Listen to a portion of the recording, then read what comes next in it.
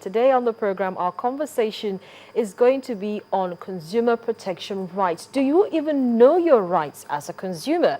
And do you know who you should be talking to know if you have any rights as a consumer? Well, we're going to be talking about some of this and other issues that consumers face every day on the program. And I'm being joined by the head of the Consumer Protection Council of the Lagos office, Tam Nokobia. He's going to be having this conversation with me in the next couple of minutes. We're also supposed to be joined on the program by consumer protection lawyer Uche Onu, but well, we have Mr. Tam Nokobia here with us, and let's start the conversation. Thank you so much for coming on the program this morning. It's my pleasure. Thank you, and I'm grateful. Well, it's an interesting one that in a couple of days' time, we're going to be celebrating World Consumer Rights Day. And a lot of times, we hear that the consumer is king. And they don't feel like they're kings because they don't feel that they're being treated like royalty. And so why are Nigerian consumers, because that's what we're talking about, our own space now, why are they not being treated like kings? Well, indeed, the consumer is king, and that's the reality as it ought to be. But the situation that we find in Nigeria where the consumer is not made the king is very unfortunate. It's unfortunate, and it's because of many factors.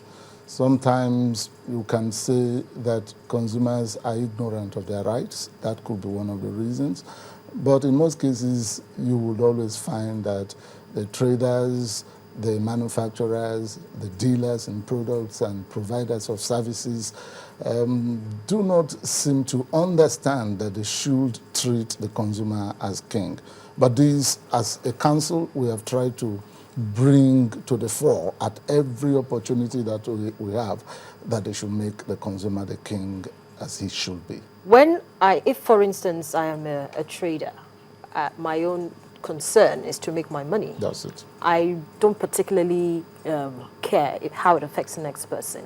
It is a job of the Consumer Protection Council to ensure that I, as a consumer, know what exactly are my rights. So could you just even run us through those rights? What are the individual rights? Thank you for that question. Indeed, every consumer in Nigeria and the world over has rights. And as far back as 1962, John F. Kennedy, the American president, had addressed his own American Congress and had outlined about 4 of those rights. But thereafter, the United Nations has even expanded those rights, and today there are 8 basic rights of every consumer. So quickly I will say the first one is the right to satisfaction of basic needs. Every consumer needs to be satisfied of what he is buying. Number 2, you have the right of the right to safety. Now, if you buy a product, it should be that product is safe. Number 3, it's the right to choose. He should be able to choose among options that he should buy. Of course, we also have the right to redress, the right to information, the right to representation, the right to healthy environment. Now, these are all 8 rights, of course, the right to information. These are the 8 rights that every consumer has, basically.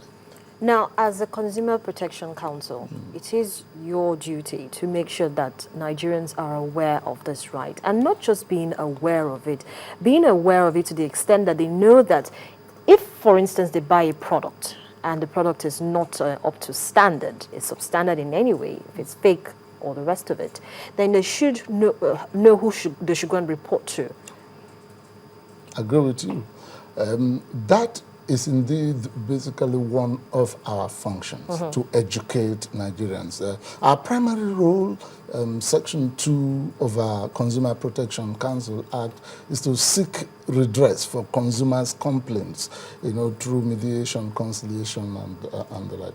But education is also a fundamental role we handle. That's why we have a whole department, a full-fledged department we call the Consumer Education Department, which is to sensitize the public various aspects of their rights and their responsibilities. Of course, since the coming in about some 9-10 months ago of the new Director General of the Consumer Protection Council, Mrs. Dupe Atoki, she's been able to bring to the fore the need for this sensitization. That's a core area that we have started going into. And today you see us, not just because we are celebrating the World Consumer Rights Day, but it's a policy. We must educate the Nigerian consumer. So how about your relationship with other regulatory agencies? Because you see, the Consumer Protection Council cannot work in isolation. You have to work with the other agencies to ensure that the consumers' rights are protected. Aviation, health, manufacturing, and every arm of every sector of the economy. So how's the relationship, between the Consumer Protection Council and all these other agencies? You're right. The nature of our activities run through the whole gamut of the sectors of the economy. And so naturally we must relate with sector regulators, we must relate with stakeholders in other industries and in other sectors. Today, I would say that the relationship had been cordial, but here and there you still find that some agencies just still think they have a sphere of control where CPC should not go into. Why? And I must say, I think it's just because of the Nigerian factor, or two, because some of them are ignorant of the law. Okay, so it is contained. It is contained in the CPC law that you are responsible. That's the organization. This Consumer Protection Council is responsible for anything that has to do with consumer in whatever sector. It doesn't have to be in a particular one. Yes, we are not restricted. In fact, our law provides that we cover both goods and services. And when you are talking about goods, you are talking about tangible things. When you are talking of services, you are talking of any service that we, Nigerians ought to enjoy. So when it comes to our relationship with the agencies, sometimes a lack of understanding from their part make them to think that, we are just supposed to be receiving complaints, and that's all. So if CPC is just supposed to be receiving complaints, I'm sure you must have gotten complaints. Well, let's look at the aviation sector before we come to the telecom sector, which is actually the focus, or that's where the theme for this year's World Consumer Rights Day was taken from. Let's look at the aviation sector. A lot of times, consumers, passengers, when they fly or have to fly, and then their flights are, for some reason or the other, cancelled abruptly. There's no explanation for an hour, for 2 hours, they just left there. Sometimes they spend the whole day before somebody from the airline comes to tell them that, I'm sorry, you can't fly today because, but then again, you've wasted your time, you've missed your appointment. A lot of things have gone because nobody passed any information to you. Such consumers, such passengers want to file complaints, and they go to meet the aviation authorities, the ones they feel that should be attending to them, and they don't get any form of a compensation in any manner. How does the CPC, or how will the CPC mediate in such an issue? Because it's very important, because as you said at the beginning of this conversation, the consumer is king, and the passenger is a consumer of a service. And so how will the CPC mediate in such a case to ensure that the passenger, or the consumer in this case, is not shortchanged? Yeah, the situation in the aviation industry where passengers are being shortchanged is very unfortunate. But the law as it is, Section 12 of the Consumer Protection Council Act, gives power to the Consumer Protection Council to enforce any law that is enacted for the purpose of protecting the consumer. And so aviation law is one of those laws that the consumer should be protected. It's just for the consumer. And the authorities in the aviation industry, the sector regulators, have even gone beyond their law and have come up with a regulation on the passenger's Bill of Rights. Now, this Bill of Rights exists. If you look at this Bill of Rights, you will find that Nigerians are not supposed to be helpless. For every delay, for every 1 hour, he has something to go for it.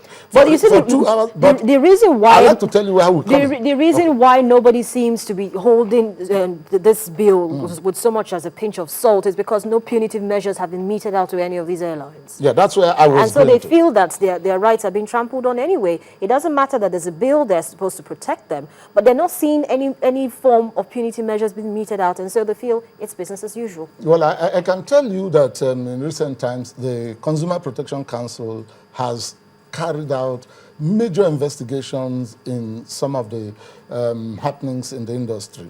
In fact, there was an aviation problem concerning one airline, you will recall recently. We're almost concluding that investigation. I can assure you that punitive measures will come out of it. Our law gives us the power to make an order where necessary, and such orders could include sanctions, and that's where we are headed towards. But we have received that complaint from a lawyer listing over 40 of such passengers who are complaining to us. Over the years, maybe because Nigerians also are not sure of their rights, they don't seem to complain. But now the complaints are beginning to come, and you will see that an agency like the Consumer Protection Council will go beyond the veil, if there is any veil that has covered them over the years, even including enforcing the law of that sector. So we are ready, and let Nigerians just give us the benefit of doubt and bring their complaints. Yeah.